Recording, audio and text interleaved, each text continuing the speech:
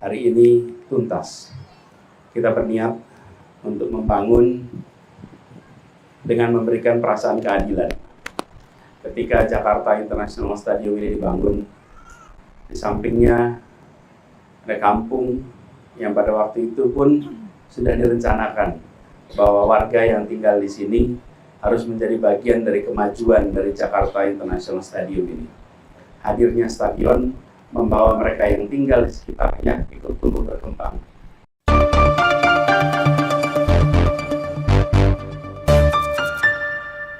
Assalamualaikum warahmatullahi wabarakatuh. Salam sejahtera untuk kita semua. Tidak lupa, salam seger waras Om Ben. Warga Kampung Bayam yang ditelantarkan sejak zaman Pak Anies menuntut kejelasan atas nasib mereka. Dan saat ini menjadi beban Pak Heru Budi. Pada zaman Pak Anies, mereka dijanjikan menempati rusun. Faktanya, hingga akhir masa jabatan, masyarakat tetap terlantar. Warga Kampung Bayam merupakan sebuah perkampungan yang terkena proyek pembangunan JIS, stadion yang dibangga-banggakan pendukung Pak Anies Baswedan. Waktu stadion dibangun, rusun itu juga dibangun. Harapannya, masyarakat sekitar stadion dapat tinggal di rusun itu. Bahkan waktu peresmian rusun pada 12 Oktober tahun lalu, saat itu Pak Anies masih Gubernur DKI, mengatakan membangun rusun dengan memberikan perasaan keadilan. Warga di sekitar JIS harus menjadi bagian kemajuan JIS. Pak Anies juga menjanjikan akan keberadaan JIS bisa membawa warga Kampung Bayam turut berkembang, bukan malah tersingkir. Pembangunan JIS harus menghormati hak asasi warga dan mengedepankan prinsip kesetaraan. Itu pidatonya Pak Anies. Setelah pidato, jabatan diletakkan dan tidak mau tahu urusan selanjutnya. Warga Kampung Bayam memang tidak beranjak di sekitar stadion. Sebab janji-janji yang diucapkan gubernur terasa manis. Makanya mereka tinggal di bedeng-bedeng, di bantaran rel, di gubuk-gubuk yang tidak layak untuk dihuni. Itulah bukti yang diucapkan, ya hanya janji belaka.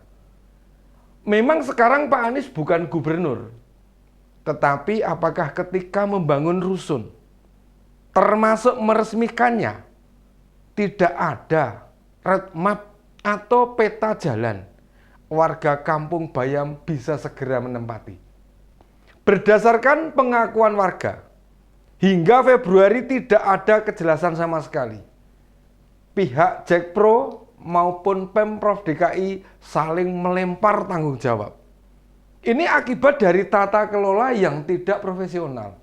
Jika memang benar rusun Bayam buat masyarakat yang tinggal di Kampung Bayam, tentu mereka tidak terlantar. Pak Anies juga sempat menyampaikan, pembangunan rusun menjadi contoh melibatkan semua yang ada, supaya mencerminkan keadilan sosial. Faktanya apa? Faktanya apa yang disampaikan? Ya hanya manis di bibir, pahit dalam kenyataan. Rencana relokasi ke rusun Bayam hanya janji atau mimpi saja. Buktinya mereka hingga 5 bulan terkatung-katung, tinggal di bedeng, di petak, di gubuk tepian rel. Idealnya begitu rusun jadi, tinggal diverifikasi saja. Beberapa warga mengaku sudah melakukan undian dan lokasi sudah tercatat dengan lengkap. JIS sudah digunakan untuk berbagai aktivitas. Masyarakat yang semula berada di kampung tidak bisa segera menempati lokasi yang sesuai dengan janjinya. Rusun Kampung Bayam ada 3 tower dengan total mencapai 138 unit dan terdiri atas 4 lantai. Tersedia pula lahan tempat menanam, unit usaha warga, koperasi, dan gudang. Fasilitas umum seperti area bermain, lapangan bola mini, aula, klinik juga tersedia di sana. Problem tambahan yang dihadapi warga tentang tarif rusun. Jakpro menawarkan harga sewa 600.000 hingga 700.000, tetapi ada beberapa warga yang keberatan, meski tidak semua. Masalah yang muncul ini menandakan proses penggusuran dan beberapa kesempatan tidak jelas di awal.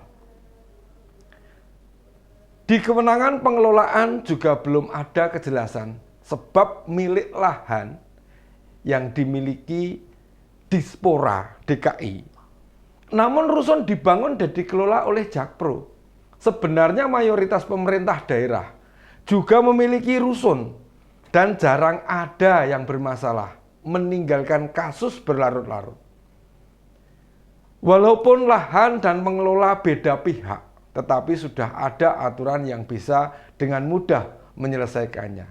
Entah itu lahan dipindah tangankan, entah pelimpahan, kewenangan pengelolaannya maksudnya, atau menggunakan sistem yang lain.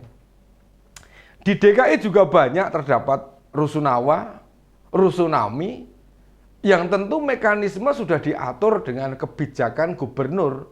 Jika rusun kampung bayam meninggalkan masalah ini mencerminkan tata kelola pemerintahan daerah karut-marut. Selama kepemimpinan Pak Anies, Direktur Jakpro sendiri sempat berganti. Tahun 2018, Gubernur DKI mengangkat Dwi Wahyu Daryoto sebagai Direktur Utama. Dwi Wahyu ini kawan karib Pak Sudirman Said di BUMN.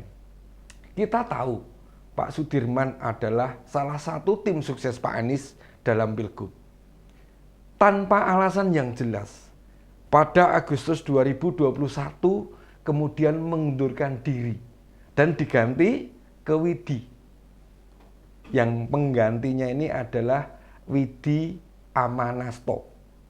Tidak lama setelah Pak Anies meletakkan jabatan, Pak Widi diganti oleh Iwan Takwin pada November 2022. Bisa jadi penggantian ini bagian dari tidak tuntasnya rusun Kampung Bayam.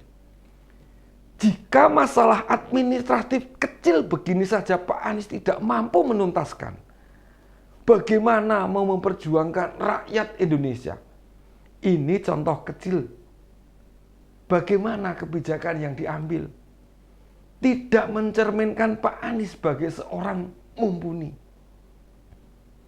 Sekaligus menggambarkan jika rekam jejaknya dalam memimpin sebuah wilayah tidak tuntas. Tidak usahlah bicara muluk-muluk tentang keadilan, kesejahteraan, pengentasan kemiskinan, apalagi masa depan Indonesia. Menyelesaikan proyek dengan baik saja gagal. Polemik rusun Kampung Bayam ini menjadi bukti kesekian atas ketidakmampuan, miskapasitas, sekaligus gambaran minimnya standar kelayakan seorang pemimpin. Kasus rusun Bayam ini warning, pengingat akan bahayanya orang yang bisa semaunya sendiri mengglorifikasi. Pesan pentingnya dari soal ini adalah keberhasilan pekerjaan dari sebuah proyek besar tidak berdiri sendiri atau bagaimana proyek itu selesai. Sebagai sebuah stadion, kemegahan JIS memang luar biasa, termasuk kemodernannya stadion itu. Hanya saja, waktu digunakan, berbagai masalah muncul. Mulai dari robohnya pagar penonton, akses pintu keluar stadion yang tidak layak, terbatasnya ruang parkir, alat transportasi tidak bebas hambatan, masyarakat yang terdampak pembangunan dan masalah lainnya. Kalau menyelesaikan pembangunan fisik tidak komprehensif, ya menandakan kapasitas manajerialnya patut dipertanyakan. Kita tidak butuh pemimpin yang hanya bisa membangun. Kalau soal membangun, lebih baik pilih Pak Basuki Hadi Mulyono, Menteri PUPR. Kemampuannya jauh di atas rata-rata. Lalu stadion sendiri sebesar 80% menggunakan APBN. Dan soal pengelolaan APBN, lebih baik kita memilih Bu Sri Mulyani yang punya kemampuan mengatur keuangan negara, menuntaskan masalah warga terutama akses layanan sosial seperti tempat tinggal. Bu Tri Risma Harini yang jeli dan teliti mencermati warga yang benar-benar membutuhkan. Kemudian kemampuan mengkreasi transportasi umum agar tidak terkendala. Lebih jago Pak Budi Karya Sumadi. Yang jelas, kapasitas yang dimiliki Pak Anies jauh berbeda di bawah level orang-orang yang saya sebutkan tadi. Mau mencoba dipules kayak apapun, tetap tidak memiliki kelayakan. Demikian opini Om Ben kali ini. Assalamualaikum warahmatullahi wabarakatuh.